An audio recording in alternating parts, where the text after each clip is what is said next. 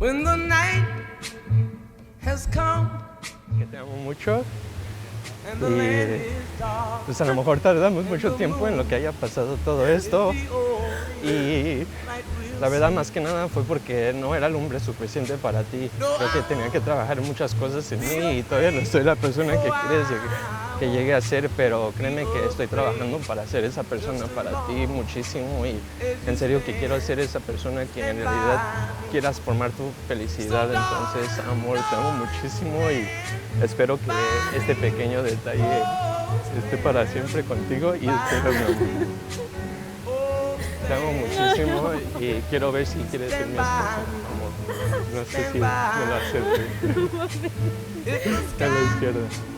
That we look upon should tumble and fall, or the mountain should crumble to the sea. I won't cry, no, I won't shed a tear, just as long as you stand by me. And darling, stand by me.